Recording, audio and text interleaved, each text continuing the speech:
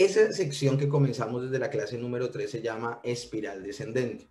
Y ya hemos visto en ese fenómeno de descomposición social, veremos cómo inicia con la descomposición social del liderazgo de Israel.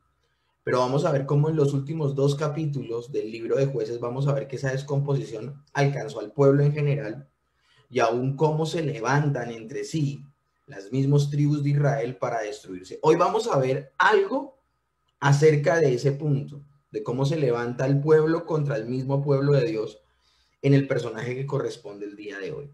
Ya hemos visto en esta espiral descendente jueces como Débora y Barak, y la semana inmediatamente anterior Gedeón. El día de hoy vamos a pasar de esos líderes, hemos tratado de tener como esta división para ver la degeneración y la degradación del liderazgo, llamándolo cuatro categorías de líderes. Entonces vimos líderes muy buenos, en los cuales en ese lugar posicionamos a Débora, y vimos también a Barak, pero en particular posicionamos allí a Débora. Luego vimos los líderes buenos, hablando de Gedeón. Hoy vamos a empezar una categoría que se llama, o vamos a ver uno de esos jueces que representará esta categoría, que es la categoría de líderes malos. Entonces el día de hoy vamos a seguir con nuestra clase número 3 de esta espiral descendente, de este fenómeno de descomposición al interior del liderazgo de Israel. Recordándoles siempre que comenzamos una clase de este libro, que el libro de Jueces es una historia trágica, perturbadora y violenta, y que nos muestra una radiografía cruda de cómo Israel, el pueblo escogido de Dios, el pueblo que debía mostrarle a todas las naciones quién es Dios y su carácter, cómo este pueblo, esta nación como Israel, se olvida de Dios y por esa razón, en lugar de llamar la atención de los pueblos por su comportamiento, se vuelve cananea en su comportamiento. Y muy en particular el día de hoy con el personaje que vamos a mostrar, vamos a ver la depravación humana en contraposición a la bondad de Dios. Ahora, esa bondad de Dios, vamos a verlo en el personaje particular del día de hoy, vamos a ver cómo Dios no se deja usar por el pueblo, porque nosotros hemos hablado de una espiral descendente, hemos hablado de cómo el pueblo caía en idolatría, luego el Señor les enviaba una opresión, ellos supuestamente se arrepentían, Él les levantaba un libertador, ellos venía descanso sobre su vida, pero lastimosamente luego de eso ellos volvían a caer en pecado, volvía a venir opresión, ellos volvían a supuestamente mostrar un superficial arrepentimiento, el Señor les levantaba un paladín, un libertador, ellos volvían a tener paz, pero nuevamente volvían a caer en pecado. El día de hoy vamos a ver algo en particular, vamos a ver cómo Dios no se deja manipular de esta manera. Y el Señor se va a pronunciar categóricamente y vamos a ver cosas ya distintas en la forma en que el Señor, a pesar de que Él sigue mostrando su bondad y su misericordia, el Señor les va a dejar muy claro y de forma categórica de que su mal comportamiento los va a llevar tarde o temprano a que el Señor los abandone, a que el Señor deje de mostrar su bondad y su misericordia por esa constante repetición de buscar los ídolos. Debemos recordar que en el libro de los jueces, el Señor capacita a gente arruinada, gente que no está siendo validado su estilo de vida y que por esa razón debemos ver con cierta reserva a estos personajes. Antes de hacer este estudio bíblico, mis hermanos, de ver el desarrollo progresivo del plan de redención del Señor y ver en todos los libros de la Escritura la necesidad de un mediador, la necesidad de redención, la necesidad de que Dios salve al hombre y no que el hombre se salve a sí mismo. Antes de hacer este estudio, mis hermanos, yo fui una persona muy dada a tomar algunos personajes del libro de Jueces y mostrarlos como excelentes ejemplos de vida. Y obviamente hice eso y caí en este error tremendo, porque les tengo que decir, es un error tremendo porque el objetivo del libro de Jueces no es mostrar a estos paladines y a estos jueces como ejemplo de algo, sino lo que se quiere exaltar en el libro es la misericordia de Dios, que aún usa a gente completamente imperfecta, pero gente que vamos a darnos cuenta que era corrupta. Y aún así, Dios salva a su pueblo de sus enemigos. Yo quiero que ustedes entiendan algo. Cuando hablamos de términos de salvación en el libro de Jueces, no estamos hablando de la salvación del alma, estamos hablando de una salvación temporal, una salvación de los enemigos. Dios va a tener misericordia y los va a salvar de esas personas que se han levantado. Ahora, ¿quiénes son los que se han levantado? Los que lastimosamente la misma nación de Israel, por negligencia, por temor y por sencillamente desdén, no quisieron sacar de la tierra prometida, y por ese acto de desobediencia, Dios usa a esas personas que quedan en la tierra como el juicio que operará sobre su propio pueblo. Ahora, no solamente estas personas se levantaron en contra de los israelitas para destruirlos físicamente, sino que ellos, sin levantar una sola espada, una sola arma, sin golpearlos ni siquiera una sola vez, también ellos lograron algo, y fue su destrucción moral, su destrucción a nivel espiritual, porque los israelitas terminaron siendo casi cananeos en su comportamiento. Entonces, nosotros hemos venido hablando de varios jueces. El día de hoy vamos a abordar el grupo de jueces que liberaron al pueblo de los amonitas. Estos fueron Jefté, Ibsán, Elón, Abdón. Cuando hablamos de Ibsán, él era de Belén y duró 7 años como juez. Nombrando a Elón, él era de la tribu de Zabulón y duró 10 años como juez. Y cuando hablamos de Abdón, él era de Efraín y duró 8 años como juez. El día de hoy vamos a enfocarnos en uno de los más representativos de este grupo. Y este grupo, recordemos la categoría que estamos tocando el día de hoy, los líderes malos. Y cuando hablamos de líderes malos, tenemos que sobresaltar entre estos 4 a Jefté. La organización que he tenido en este cuadro no es una organización que tiene que ser fiel a las categorías que he nombrado durante las clases. No quiere decir que Ibsán, Elón, Abdón, todos eran líderes malos, no. Sencillamente ellos fueron los que liberaron de los amonitas a la nación de Israel en ciertos momentos, durante 6, 7, 10 u 8 años, ¿ok? Pero en esa categoría que hemos diseñado llamada líderes malos, y vuelvo y repito, esas categorías las puse como para que viéramos la degeneración desde una líder muy buena como Débora, pero que a pesar de que ella fue una persona espiritual, una persona piadosa, una persona que guió al pueblo, nos damos cuenta que no es un ejemplo. ¿Por qué razón? Porque esa labor de juez, esa labor de profeta, esa labor de guiar al pueblo, de hecho, el libro de Jueces dice, en aquella época gobernaba sobre Israel una mujer. Eso es una protesta, porque el gobierno del pueblo de Dios y de aún del hogar fue una labor que Dios le dio al hombre. Acá no es cuestión de machismo ni de nada. Pero entonces vamos a ver cómo de todo lo mejorcito que hubo en esta época de los jueces fue Débora. Pero aún Débora es una protesta de Dios en medio de esa época, porque no se pudo levantar un solo hombre, mis hermanos, con la misma piedad de Débora. No se pudo levantar un solo hombre con la misma sensibilidad a la voz de Dios. De hecho, no vemos otro, en esta época tan terrible de los jueces, no vamos a ver otro que fuera tan sensible a las cosas de Dios, sino una mujer.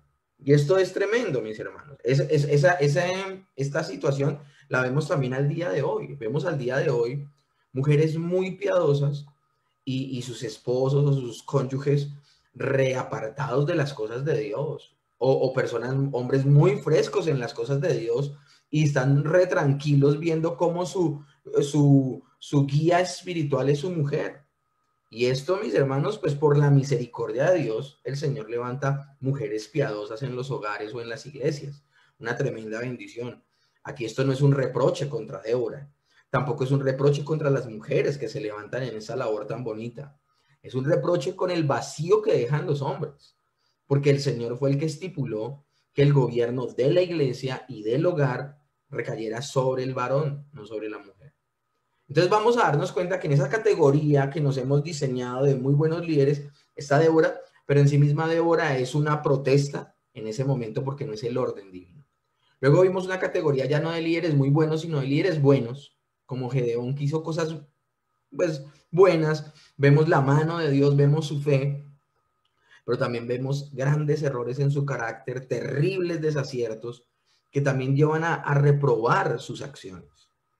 El día de hoy vamos a ver esa categoría que se llaman líderes malos, y como se lo he mencionado al inicio, dentro de 8 días líderes muy malos representando a Sansón, y dentro de 8 días nos vamos a dar cuenta por qué Sansón es uno de los líderes más malos que tuvo esta época de los jueces. El día de hoy, Jefte, ¿por qué está en la categoría de los líderes malos? Él gobernó sobre Israel, bueno, fue juez 6 años. Él era de Manasés, de la tribu de Manasés oriental, escúchenme bien. Y particularmente, él era de Galaad, pero no solamente era de Galaad, ese territorio llamado Galaad, sino que también su padre se llamaba Galaad, para que lo tengamos en cuenta, para que no nos vayamos a confundir cuando leemos el escrito. Él gobernó tan solo 6 años como juez. Ahora, lo tremendo del asunto, mis hermanos, es que este hombre trajo una libertad importante al interior del pueblo de Dios, los liberó de los amonitas, pero este hombre fue conocido por una acción tristemente célebre que realizó, y fue que sacrificó a su hija a Jehová. Entonces, a este hombre lo vamos a llamar como el juez que no conocía al Dios que decía servir. Eso es lo que vamos a ver el día de hoy desde Jueces capítulo 10 al capítulo 12. La fe de Jefté, el perverso sacrificio de un hombre que quiso adorar a Dios, al Dios verdadero, pero lo quiso adorar como se adoran a los ídolos. Ese es el gran desacierto de Jefté. Es el gran desacierto que hubo en la vida de Jefté. Pero para poder hablar un poco acerca de él, leamos lo que dice el texto. Y voy a hablarles de cosas que acabo de mencionarles en la introducción. Jueces capítulo 10, desde el verso 6 al 18. Y en todos estos versículos no se habla de Jefté todavía. Escúchenme bien. Pero los hijos de Israel volvieron a hacer lo malo ante los ojos de Jehová, y sirvieron a los Baales y a Astarot, a los dioses de Siria, a los dioses de Sidón, a los dioses de Moab, a los dioses de los hijos de Amón y a los dioses de los filisteos, y dejaron a Jehová y no le sirvieron. Nuevamente Israel cae en la adoración pagana. Nuevamente Israel cae en la idolatría. Continúa el texto diciendo: y se encendió la ira de Jehová contra Israel, y los entregó en manos de los filisteos y en manos de los hijos de Amón. Nuevamente, el Señor, al ver el pecado del pueblo, les levanta enemigos. Ahora, ¿qué es lo tremendo del asunto acá? Dice, los cuales oprimieron y quebrantaron a los hijos de Israel en aquel tiempo 18 años. A todos los hijos de Israel que estaban al otro lado del Jordán, en la tierra del amorreo, que está en Galaad. Y los hijos de Amón pasaron el Jordán para hacer también guerra contra Judá y contra Benjamín y la casa de Efraín, y fue afligido Israel en gran manera. Miren que acá se da cuenta a quienes los amonitas atacaban.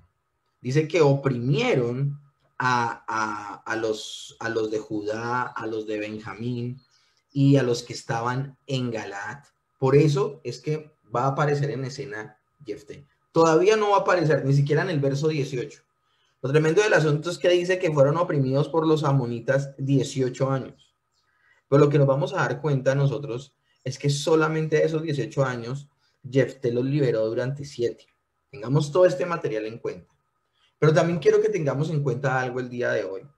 Dice que antes de que el Señor entregue a Israel en mano de los amonitas, antes de que eso suceda, el mismo pueblo de Israel se había rendido a los dioses de los amonitas. O sea, quiero que tengamos en cuenta, dice el verso 6, Israel volvió a hacer lo malo ante los ojos de Jehová y sirvieron habla de muchos dioses, pero entre ellos dice a los dioses de los hijos de Amón.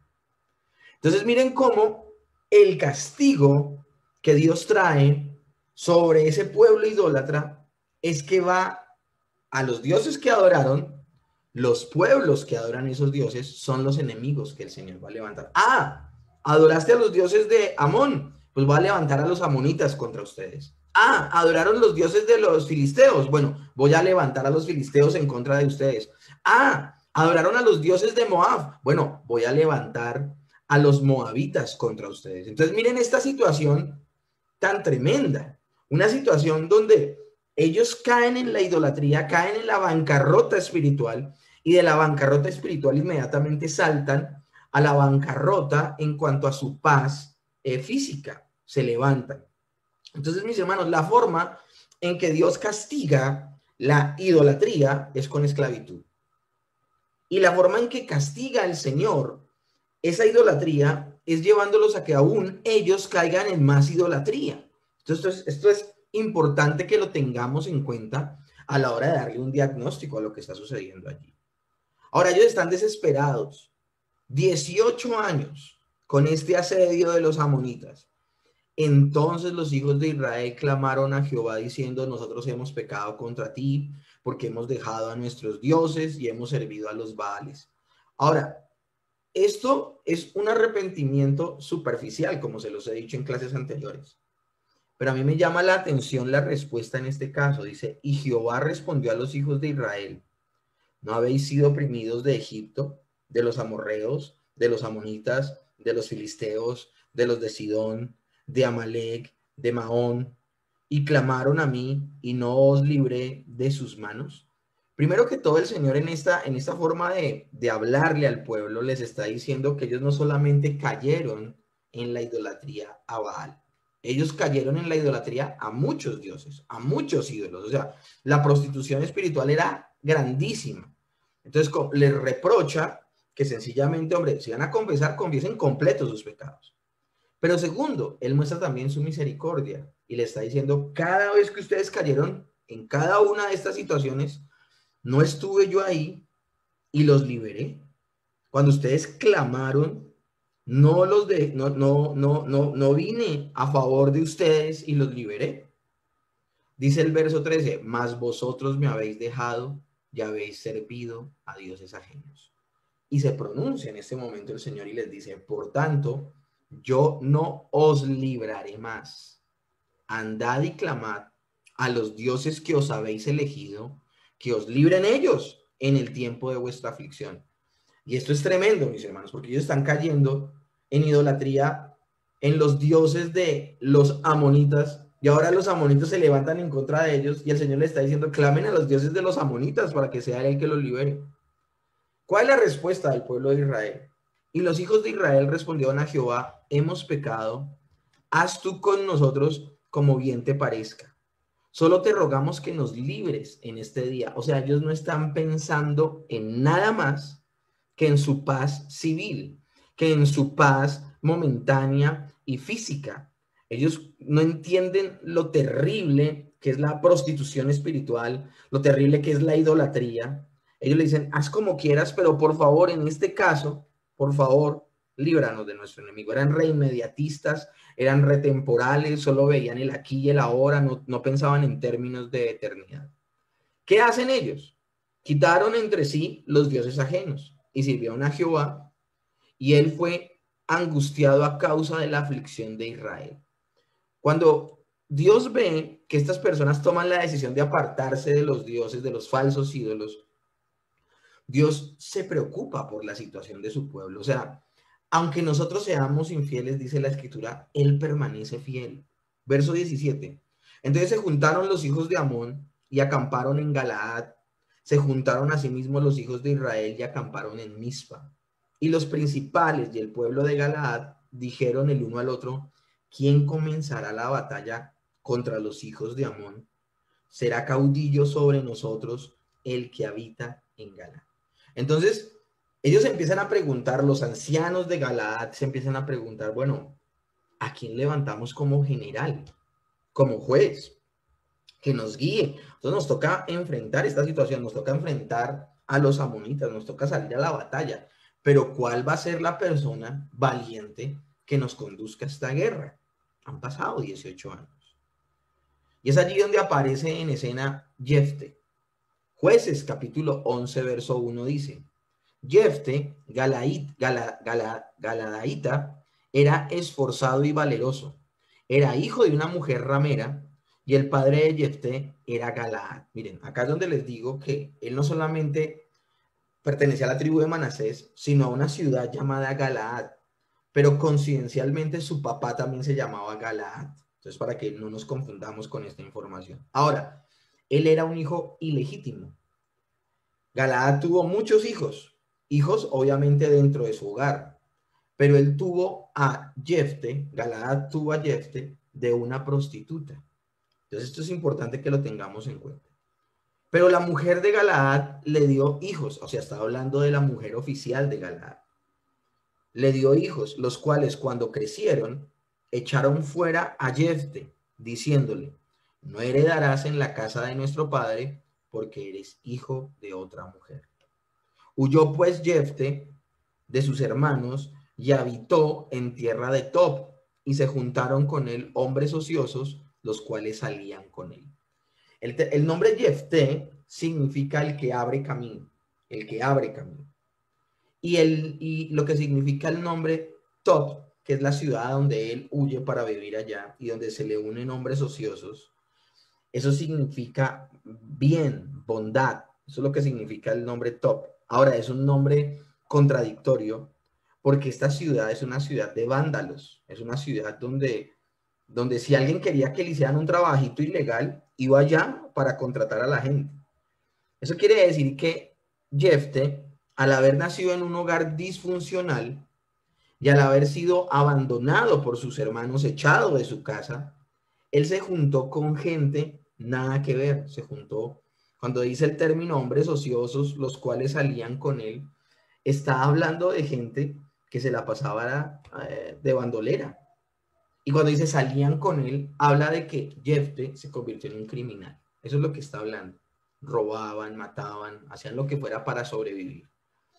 No es no es el único lugar donde aparece en la Biblia Tob. También aparece Tob cuando algunas personas quieren contratar personas como un ejército de mercenarios para que salgan a pelear con ellos en pos de sus deseos. Entonces, Tob es conocida como una ciudad de mercenarios, de delincuentes y de ociosos que hacían lo que fuera para sobrevivir. Ese es el escenario que tenemos entonces. La palabra de Dios dice en Jueces capítulo 11, verso 4, andando en el tiempo, los hijos de Amón hicieron guerra contra Israel. Y cuando los hijos de Amón hicieron guerra contra Israel, los ancianos de Galaad fueron a traer a Jefte de la tierra de Tob. Y dijeron a Jefte, ven y serás nuestro jefe, para que peleemos contra los hijos de Amón. Jefte respondió a los ancianos de Galaad, ¿no me aborrecisteis vosotros y me echasteis de la casa de mi padre? ¿Por qué pues venís ahora a mí cuando estáis en aflicción? Y los ancianos de Galaad le respondieron a Jefte, por esta misma causa volvemos ahora a ti, para que vengas con nosotros y pelees contra los hijos de Amón y seas caudillo de todos los que moramos en Galaad. Miren que es la primera vez que se habla en este texto de que se va a Tob a alquilar un general, a alquilar una persona que los conduzca a la guerra. Tob será conocido por eso en la Biblia. Las únicas dos veces que se habla de Tob en el Antiguo Testamento se habla de eso. Se va a ese lugar para contratar personas para salir a la guerra. Ahora, ¿qué le responde Jefte? Jefte está asombrado. Ustedes son, o sea, al parecer los ancianos de Galaad son los hermanos que lo despidieron a él, que lo echaron de él por no ser un hijo legítimo y ser el hijo de una prostituta. Entonces él les refiere, les dice, ustedes me echaron. Ellos le cambian el tema y le dicen, mire, te hemos venido a ti para contratarte. O sea, llévanos a la libertad, libértanos de Amón. Y si lo logras, serás el juez de esta tierra. Ese fue el acuerdo. Ese fue el acuerdo. Jefté entonces dijo a los ancianos de Galaad: si me hacéis volver para que pelee contra los hijos de Amón, y Jehová los entregare delante de mí, ¿seré yo vuestro caudillo? Y los ancianos de Galaad respondieron a Jefté: Jehová sea testigo entre nosotros si no hiciéramos como tú dices. Entonces Jefté vino a los ancianos de Galaad, y el pueblo lo eligió por su caudillo y jefe. Y Jefté habló todas sus palabras delante de Jehová en Mizpa. Y envió Jefté mensajeros al rey de los amonitas diciendo: ¿qué tienes tú conmigo que has venido a mí para hacer guerra contra mi tierra? Entonces miren lo interesante del asunto. Llegan a un acuerdo los ancianos de Galaad con Jefté. Lo hacen su caudillo, lo hacen su jefe, lo hacen su juez. Él los va a guiar en la batalla. Él, al tener ya ese nombramiento, dice que él habla todas estas palabras delante de Jehová en Mizpa. O sea, en este asunto, ¿quién está detrás de este asunto? Está la soberanía de Dios. Nosotros estamos viendo hasta este momento solamente la causa secundaria, los hombres, el conflicto, Jefté, sus hermanos, los ancianos. Pero detrás de todo esto, en el verso 11 se nombra que todas las palabras de Jefté fueron delante de Jehová, es decir, es Dios en el asunto. Tan pronto él es nombrado como caudillo y jefe de Galaad, Galaad va a salir a pelear contra Moab. Dice que él Jefté envía mensajeros al rey de los amonitas. Y todo lo que es el capítulo 11 de Jueces, desde el verso 12 en adelante, nos habla de cómo este Jefté tiene un claro conocimiento de la historia de Israel. Porque cuando él envía a estos mensajeros a preguntarle a los amonitas: hombre, ¿ustedes por qué salen a pelear con nosotros? O sea, ¿qué les hemos hecho? El rey de los amonitas le responde y dice: es que ustedes vinieron y nos quitaron nuestra tierra. Y eso es una acusación falsa. Y es una acusación falsa, ¿por qué? Porque eso no es cierto. Si nosotros recordamos lo que vimos nosotros en los primeros 5 libros de la Biblia, si nos acordamos de ese peregrinaje del pueblo de Israel por el desierto, nos vamos a acordar, mis hermanos, que la Biblia nos dice que lo que fueron a las tribus de Amón y Moab, Israel no las atacó. ¿Y por qué Israel no atacó a Israel y a Moab? Israel no atacó a Amón y a Moab porque Amón y Moab son descendientes indirectos de la familia de Abraham. No de Abraham, sino de la familia de Abraham. Porque Moab y Amón fueron los hijos que le nacieron a Lot cuando las hijas lo emborracharon y tuvieron relaciones con él luego de que fue destruida Sodoma y Gomorra. Entonces aquí el punto es interesante, mis hermanos. El punto aquí es interesante. Si nosotros recordamos, cuando ellos salen de Egipto, ellos destruyen a muchos reyes y todo esto, pero cuando iban a pasar por Amón y Moab, ellos le envían a los reyes de Amón y de Moab un mensaje diciéndoles: déjennos pasar por su tierra, que nosotros vamos es para Canaán. O sea, nosotros vamos es para Canaán, déjennos pasar. Y esta gente se les puso muy altanera, se levantaron en contra de ellos, dijeron: no, no lo vamos a hacer. Entonces, ¿qué hizo Israel? Israel sencillamente se defendió y pelearon, y ahí, por ejemplo, pereció el rey de los amorreos, que fue Sehón, y también Og. Entonces, vamos a darnos cuenta que el argumento que tiene el rey de Amón es falso. Ellos no vinieron a quitarle la tierra, ellos fueron muy respetuosos. Y Jefté tiene un conocimiento de la historia clarísimo, y les dice eso: nosotros no les quitamos nada, ustedes son los que se levantaron, pelearon contra nosotros, cuando como pueblo les pedimos permiso solo de pasar. Nosotros no estábamos interesados en su tierra. Ahora, ustedes nos atacaron, nosotros respondimos. Y al responder, ustedes perdieron y nos quedamos con su tierra. Ahora, llevamos en esta tierra mucho tiempo. ¿Por qué de buenas a primeras, de 18 años para acá, les dio por montárnosla? O sea, Dios ya nos entregó esta tierra. Háganse a un lado. Ellos no quisieron hacerse a un lado y se formó la batalla. Entonces, se levanta Jefté, pelea contra ellos y vence. Dice Jueces 11:29. Y el espíritu de Jehová vino sobre Jefté, y pasó por Galaad y Manasés, y de ahí pasó a Mizpa de Galaad, y de Mizpa de Galaad pasó a los hijos de Amón. Y dice, acá habla de las guerras que tuvo, pero luego el verso 32 del mismo capítulo 11 dice, y fue Jefté hacia los hijos de Amón para pelear contra ellos. Y Jehová los entregó en su mano, y desde Ardén hasta llegar a Minti, 20 ciudades, y hasta la vega de las viñas. Los derrotó con muy grande estrago. Así fueron sometidos los amonitas por los hijos de Israel. Aquí me llama la atención dos cosas en estos textos. Y tengo una razón puntual para pasar del verso 29 al verso 32. Porque entre esos dos versos sucede algo trágico, que ya le voy a dedicar tiempo a hablarle bien largo y extendido sobre esa situación. Por ahora sencillamente quiero mostrarles, mis hermanos, que en el verso 29 dice que él sale a pelear con Amón y el espíritu de Jehová vino sobre Jefté. Este hombre que es un criminal, este hombre que ha sido un bandido, este hombre que ha sido un mercenario que acaban de alquilar, sobre esa persona viene el Espíritu Santo. Imagínense esto. El Espíritu Santo de Dios viene sobre una persona no regenerada. ¿Esto qué está sucediendo aquí? Y luego dice el verso 32 que los derrota con muy grande estrago. ¿Pero por qué? Porque Jehová había entregado a los amonitas en su mano. Entonces, primero que todo, lo hizo con la ayuda del Espíritu Santo. Y segundo, fue Dios el que le dio la victoria. Dejemos eso completamente claro. Ahora, aquí es importante que nosotros hablemos algo. Y es que nosotros entendamos la forma distinta en que se movía el Espíritu Santo en el Antiguo Testamento a cómo se mueve el Espíritu Santo ahora en el Nuevo Testamento.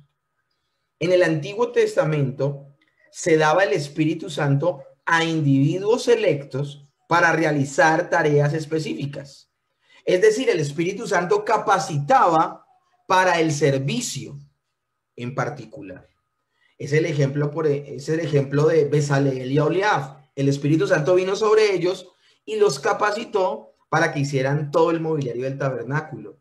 Es el caso de Josué, de Saúl, de David, personas sobre las cuales viene el Espíritu Santo y el Señor capacitó para liderar a la nación. Y es el caso de los jueces, Otoniel, Gedeón, Jefté, que el Señor los capacita para guiar en la guerra al pueblo.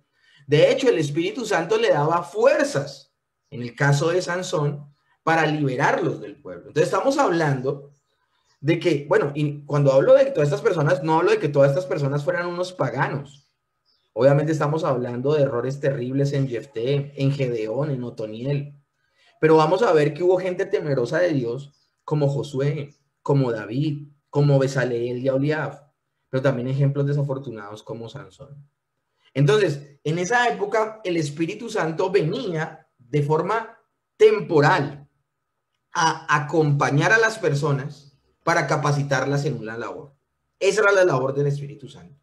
Pero así como venía el Espíritu Santo, también se podía ir. Eso lo vamos a ver la próxima semana con Sansón, que dice la Escritura que se le fue el Espíritu Santo y Sansón ni siquiera se había dado cuenta. Entonces esto es interesantísimo que lo podamos apreciar. Es importante que tengamos en cuenta esa forma tan diferente en que se movía el Espíritu Santo.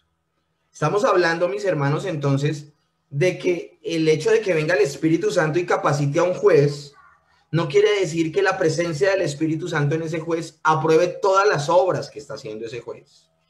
Pero también debemos tener en cuenta algo. ¿Por qué venía la presencia del Espíritu Santo, en particular sobre los jueces? ¿Ellos habían hecho algo para merecerlo? En eso sí es igual al día de hoy. Y es que el Señor otorgaba a su Espíritu Santo por pura gracia, por pura misericordia. El hombre no hacía nada para obtener el favor de Dios. Miren lo terrible que sucede con Simón el Mago en el libro de los Hechos cuando él quiso comprar el don de Dios con dinero. El hombre no puede, escúchenme bien, comprar el favor de Dios. El hombre no puede acceder a los dones de Dios porque él lo quiera y porque él lo puede obtener por su fuerza, por su sacrificio o por su labor. Todos los jueces que gobernaron sobre Israel, fue el Señor el que permitió que fueran ellos los que gobernaran. Ellos no hicieron nada para merecerlo. Y este caso de Jefté es notorio. ¿Qué cosa característica y maravillosa tenía él? La Biblia habla de que era valiente, que era esforzado, listo, pero era un criminal. Era una persona con un corazón torcido, que estaba acostumbrado a la sangre y a la muerte. Y es una persona que es llamada por Dios para esto. Por eso a mí me sorprende la labor que yo hacía antes de tener el conocimiento bíblico. Y en algún momento tomé a Jefté como ejemplo, imagínense. He visto predicadores que tratan de excusar lo terrible que él hizo con su hija, que es lo que ya vamos a venir a, a enseñar. No hay excusa. Hay que mostrar una radiografía clara. Bueno, mis hermanos, dejemos claro. En el Antiguo Testamento el Señor enviaba a su Espíritu Santo para capacitar para un servicio en particular a las personas. El Señor enviaba a su Espíritu Santo para que el profeta pudiese profetizar, para que el sacerdote pudiese servir al interior del tabernáculo. Su Espíritu Santo lo enviaba para que el rey gobernara, como vemos en el caso de Saúl o David. El caso de Saúl es tremendo. Dice la Biblia que no está Saúl profetizando entre los profetas, pero así como vino el Espíritu del Santo y le permitió profetizar, también se fue. Y luego era atormentado por un espíritu inmundo. Vamos a darnos cuenta cómo David ruega al Señor luego de que peca, de que por favor no le quite su Santo Espíritu. Esa es una oración que ya no aplica para los creyentes del Nuevo Testamento. Un verdadero creyente, luego del Pentecostés, el Espíritu Santo viene y reposa en la persona de manera permanente, ya no se va. Y segundo, no solamente como una capacitación, sino que esa persona sobre la cual viene el Espíritu Santo, viene el temor de Dios. Y es una persona que ya no vive para sí misma, sino que vive para la gloria de Dios. Ahora, no es para personas particulares que son capacitadas para el servicio, no.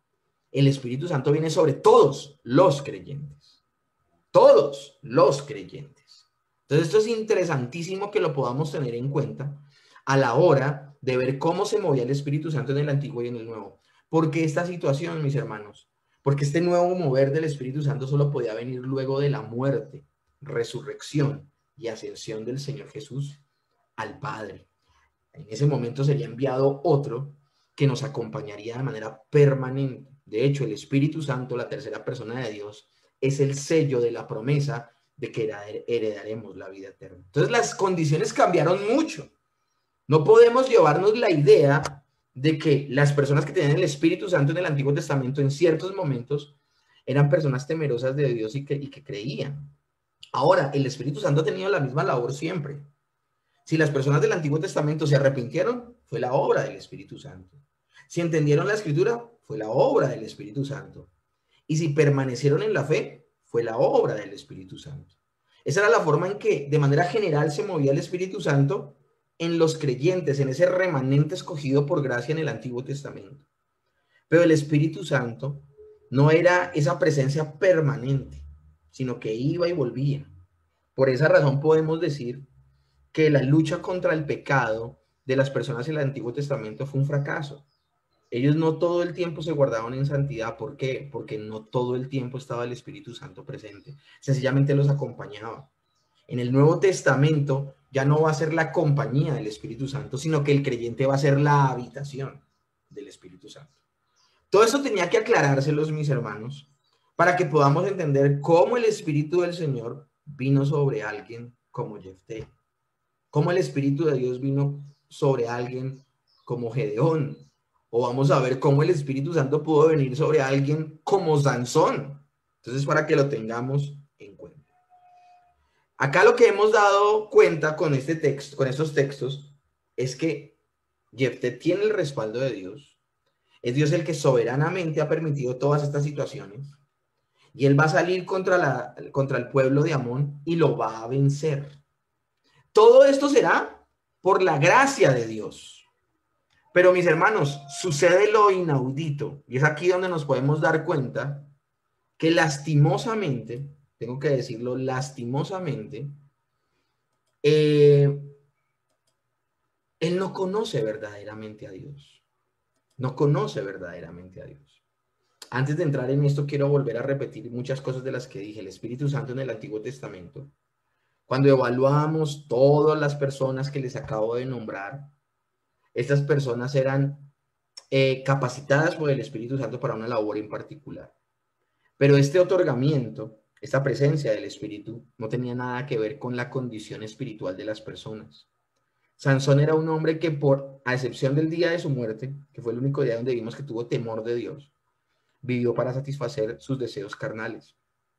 Por ejemplo, Balaam era un adivino, tenía la capacidad de predecir, pero era una persona que era un profeta mercenario, que se había vendido a un rey que quería maldecir a Israel. Y aún así la Biblia dice que el Espíritu Santo venía sobre él. Entonces, en esta época, en el Antiguo Testamento, no hay una relación en la condición espiritual con la presencia del Espíritu Santo. Era una obra soberana del Espíritu Santo con la finalidad de que las personas cumplieran una tarea o habilitarlos de manera temporal para una labor, como les puse el ejemplo de Saúl y también como el mismo David ruega para que el Espíritu Santo no se vaya de él. Entonces, mis hermanos, estamos hablando de una forma categóricamente diferente en la que se movía el Espíritu Santo en el Antiguo Testamento a cómo se empezó a mover el Espíritu Santo luego del Pentecostés, que es todo lo que les acabo de explicar.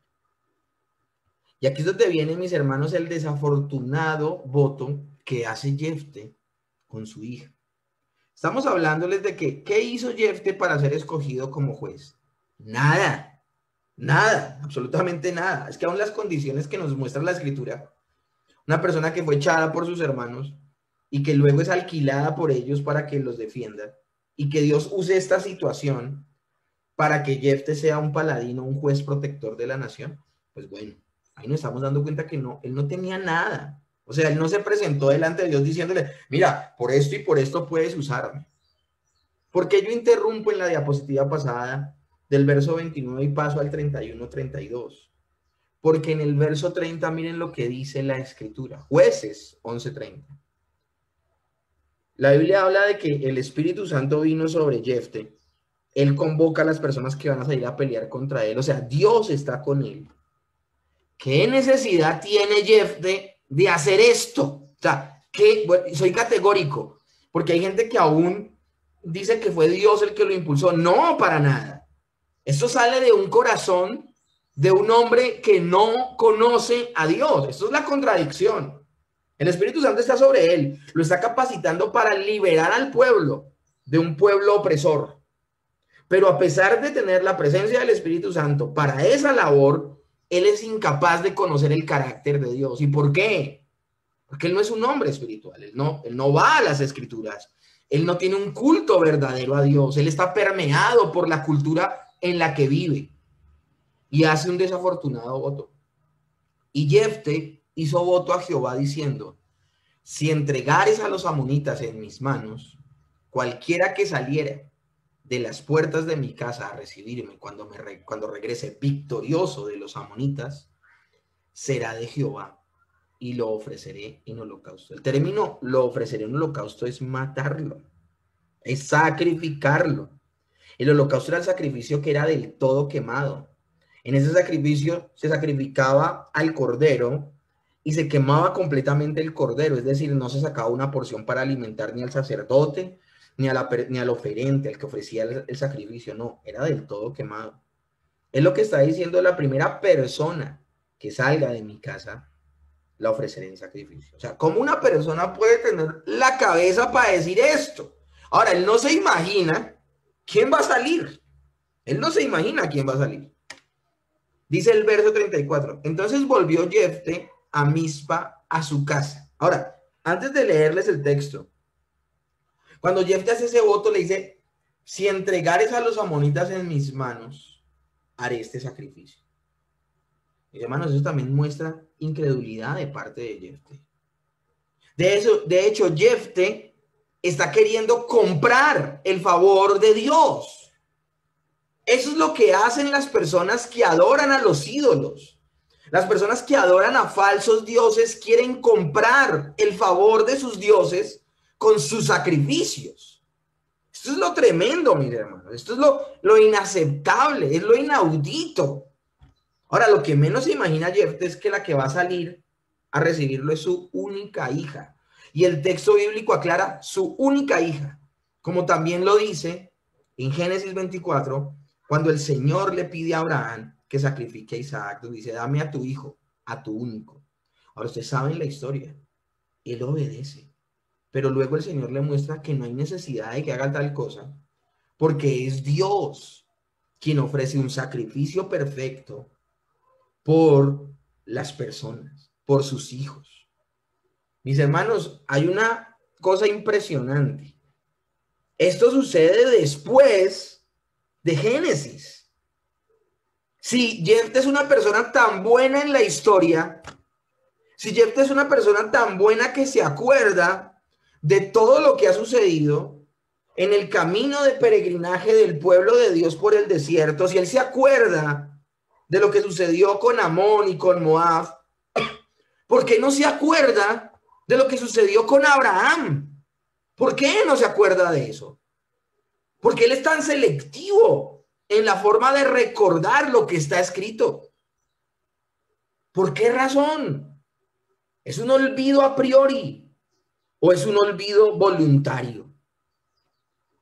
Dice la escritura, Jueces 11:34. Entonces volvió Jefté a Mizpa, a su casa, y aquí su hija que salía a recibirle con panderos y danzas. O sea, está recontenta la niña. Y ella era sola, su hija única. No tenía fuera de ella hijo ni hija. La escritura habla en los mismos términos. El padre de la fe no tuvo necesidad de sacrificar a Isaac, su hijo, porque el Señor se había provisto de sacrificio.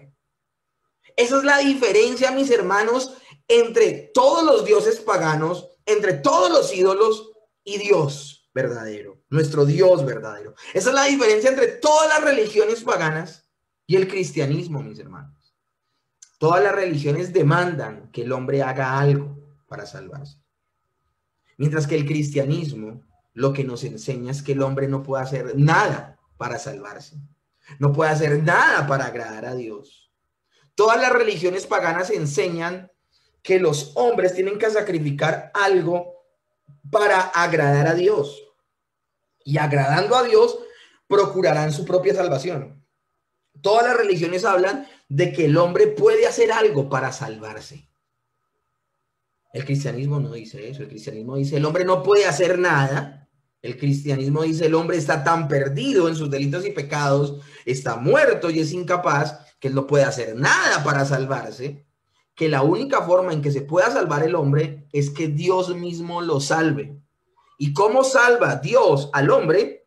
Dios se hace hombre y se sacrifica por el hombre. Esa es la verdadera fe. ¿Qué es lo que está haciendo aquí entonces Jefté? Está demostrando su paganismo.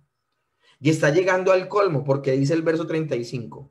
Y cuando él la vio, rompió sus vestidos diciendo, ay, hija mía, en verdad me has abatido y tú misma has venido a ser causa de mi dolor. Eso es mentira. La causa de su dolor no es su hija, es el voto irresponsable que él hizo e innecesario, porque Dios no le estaba pidiendo esa clase de promesas. Porque le he dado la palabra a Jehová y no podré retractarme. Claro que podía retractarse. Claro que podía hacerlo. Porque Dios nunca le demandó ese voto. Y aquí hay personas, mis hermanos, que son re irresponsables al predicar la bendita palabra del Señor y toman este texto cuando dice, no es que hice voto a Dios y tengo que cumplirlo, y toman este texto. Hombre, desafortunado. Usen textos como los de Proverbios. Usen textos donde dice, si prometes algo a Dios, cúmplelo. Pero mis hermanos, si le prometes algo a Dios, dentro del parámetro de las escrituras, dentro de lo que Dios dice que es correcto prometer, no de lo que es ilícito. Él tenía la obligación de cumplir este voto. Primero que todo, este voto no había nacido del corazón de Dios. Nació del perverso corazón e incrédulo corazón de Jefté, que duda de que pueda ganarle a Amón, a los amonitas, y por eso intenta comprar el favor de Dios con ese maldito voto que hizo. Eso es lo que está sucediendo. Claro que se podía retractar. La hija no es la fuente de su dolor, es él mismo, es él mismo.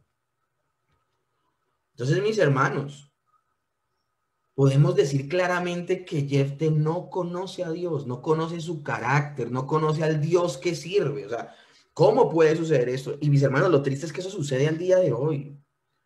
Al día de hoy sucede que hay muchas personas que dicen servir a Dios, que dicen amar a Dios, pero no conocen a Dios. ¿Y por qué no conocen a Dios? Porque se la pasan esperando todos los días en su cuarto que se les aparezca una pluma, un ángel, una visión, el Chequiná, la nube de la gloria. Y así no funciona, mis hermanos. Hebreos dice en el capítulo 1, verso 1 al 3, dice que Dios habló de muchas y de diversas formas en todo el parámetro del Antiguo Testamento, pero que al día de hoy Él habla de una forma a través de su Hijo. Y nosotros vemos al Señor Jesucristo retratado en la Escritura, en la palabra de Dios. ¿Cómo conocemos nosotros el carácter santo de Dios? ¿Por qué Jefté no conoce al Dios que dice servir, que dice adorar y al que dice que le cumple pactos y votos? Él lo hubiese conocido si él no hubiese olvidado las Escrituras, de mis hermanos. Pero como estamos en un tiempo, como dice Jueces 21-25, en estos días no había rey en Israel y cada uno hacía lo que bien le parecía. Jefté no está haciendo lo que le pidió Dios, él está haciendo lo que se le pega la gana. Él está adorando a Jehová como a él le parece, no como Dios lo ha dicho. Y eso fue lo que causa confusión, no solo en el corazón de Jefté, sino en el corazón de cualquier persona que piensa que tiene libertad de adorar a Dios como a le plazca. Y mis hermanos, hay algo que se llama el principio regulativo de la adoración. El hombre no es el que determina cómo adora a Dios.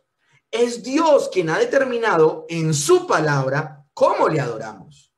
No es el hombre el que tiene una imagen de Dios, porque la imagen que tiene el hombre de Dios, Dios le ha puesto un testimonio interno al hombre de que Dios existe. Todos los seres humanos saben que existe un ser superior. El ateísmo va en contra de su propia naturaleza, porque hay un testimonio interno que le grita al hombre que existe un ser espiritual superior a él que lo creó. Pero lastimosamente ese testimonio interno que tienen los hombres de que Dios existe ha sido distorsionado por la caída, por el pecado. Entonces el hombre, aunque tiene un testimonio de que existe un ser superior que lo creó y que es el soberano de todas las cosas, esa idea, ese testimonio que Dios mismo puso en el ser humano es distorsionado por el pecado y de ahí salen las religiones, de ahí salen los ídolos.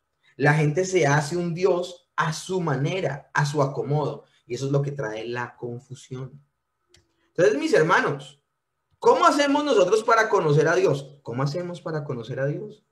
El Señor Jesucristo dijo esto en Juan 17:3. Esta es la vida eterna, que te conozcan a ti, el único Dios verdadero, y a Jesucristo a quien has enviado. ¿Cómo yo conozco a Dios? ¿Cómo yo conozco al Señor Jesucristo? Mis hermanos, lo que puede quitar esa distorsión que trae el pecado a nuestras vidas es la bendita palabra de Dios. La bendita palabra de Dios es como nuestros anteojos que nos permite ver claramente el panorama acerca de Dios.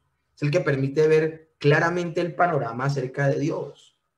Si Jefté hubiese ido a la escritura, habría entendido claramente qué le agradaba y qué no le agradaba a Dios. Deuteronomio 12:31 claramente habla de que Dios aborrece el sacrificio humano. No harás así a Jehová tu Dios, porque toda cosa abominable que Jehová aborrece, hicieron ellos a sus dioses. Está hablando de los cananeos. Y dice, pues aún a sus hijos y a sus hijas quemaban en el fuego a sus dioses. Este hombre, supuestamente a Jehová, le ofreció a su hija en holocausto. ¿Qué hizo? La quemó viva. La quemó viva. Y Deuteronomio ya había dicho que Dios aborrece a los que queman a sus hijos para sus dioses. Ese sacrificio no lo estaba haciendo para Jehová. Él tenía un concepto completamente errado del Dios al que desea servir y por esa razón él no le servía entonces al verdadero Dios. ¿Qué podemos entonces hablar? Tristemente tenemos que decir que Jefté se había vuelto insensible gracias a la violencia que él practicaba. Para él ya no era un gran acontecimiento ver a un muerto o matar a alguien. Eso lo había vuelto insensible. También podemos decir, mis hermanos, que era una época primitiva y barbárica. El juez estaba permeado por esa generación sanguinaria. El mismo apóstol Pablo nos dice que no debemos conformarnos a este siglo, sino transformarnos por medio de la renovación de nuestro entendimiento. ¿Y eso cómo sucede? Mis hermanos, todos nosotros somos permeados por la generación en la que vivimos. Pero lo que nos guarda de esas ideas que están en boga en la generación que vivimos, lo que nos guarda de esa influencia negativa, es la bendita palabra del Señor. La palabra del Señor es la que transforma nuestra manera de pensar. La Biblia dice en 1 Corintios 2, 16 al 18, que nosotros tenemos la mente de Cristo. ¿Y dónde está la mente de Cristo? La mente de Cristo está en las Escrituras desde Génesis hasta Apocalipsis. La palabra de Dios es la que nos guarda de estar permeados de la época en la que vivimos. Lastimosamente, Jefté estaba infectado por los códigos morales paganos, pero también creía que se relacionaba con Dios por medio de sus obras. A él no le cabía en la cabeza la gracia de Dios.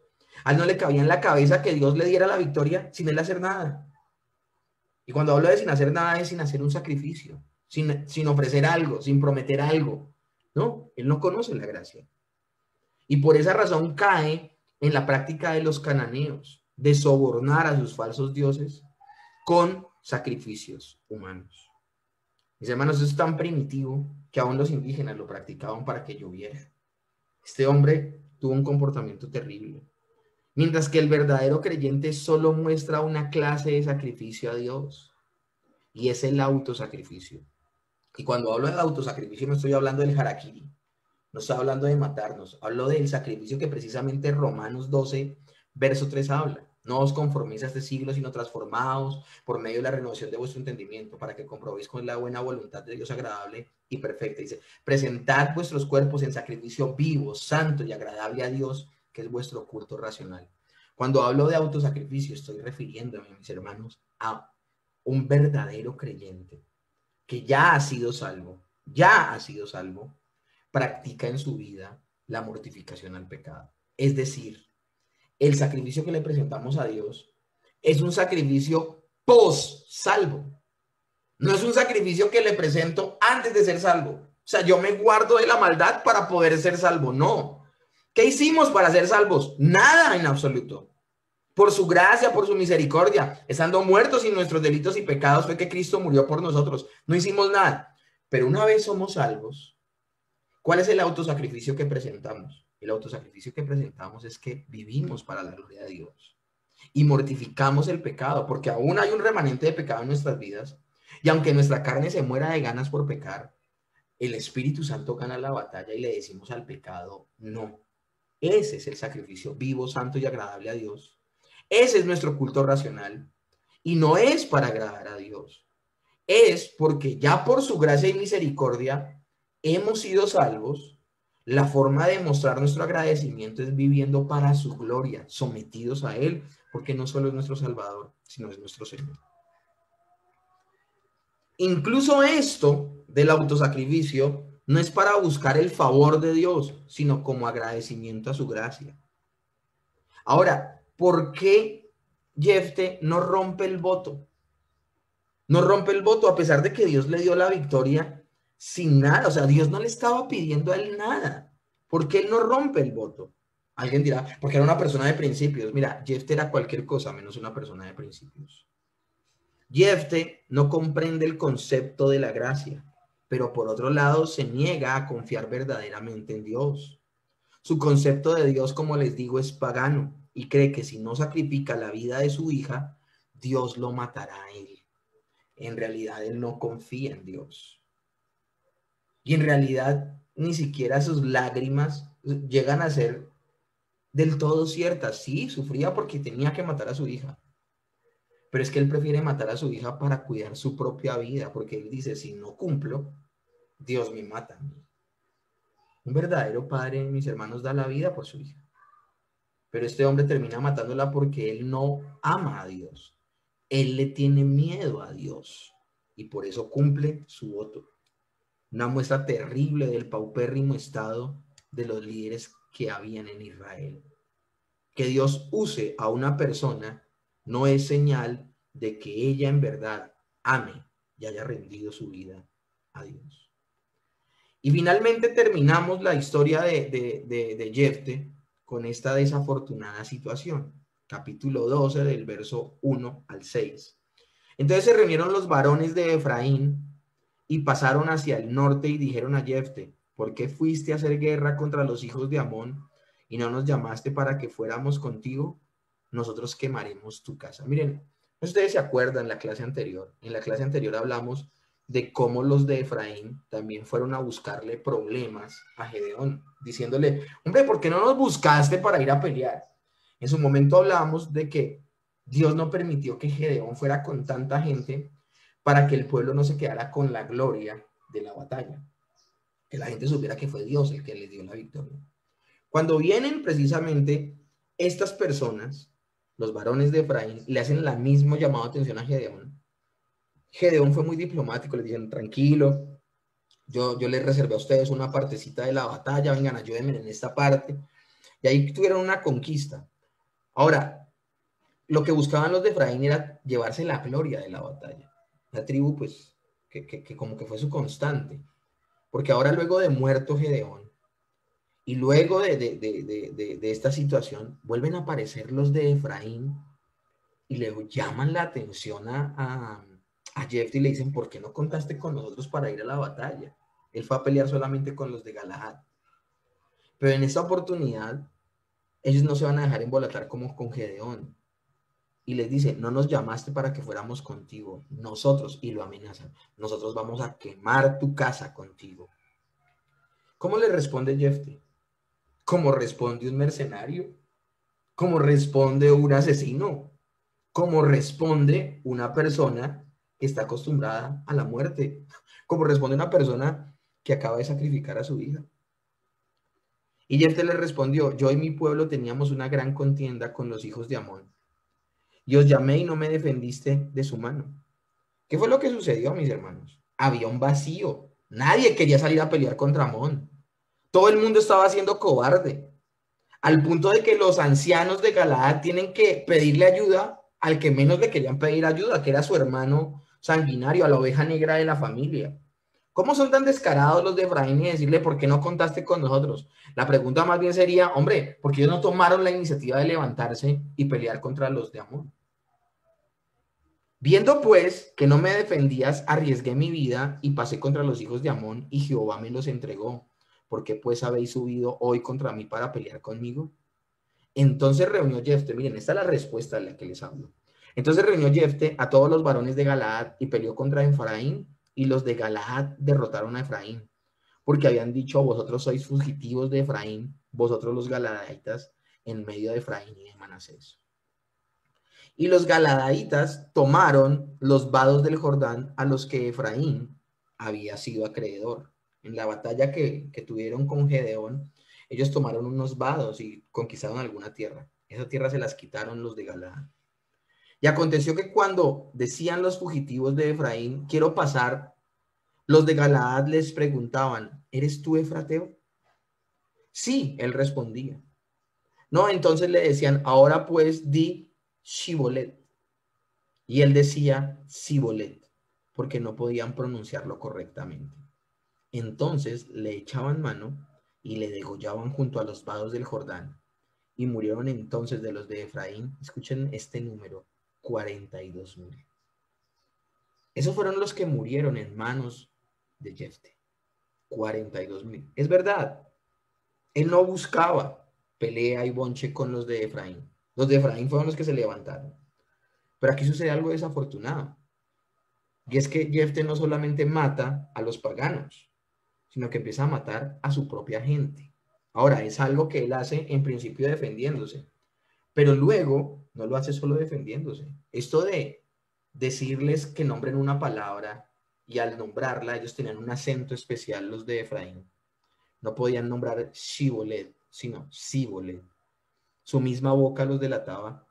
Y degollar a toda esta gente, eso ya habla de perversidad. Y aquí ya se empieza a notar que ya está tan pervertido Israel que no solamente cae a los pies de los dioses paganos, sino que se están destruyendo como sociedad ellos mismos.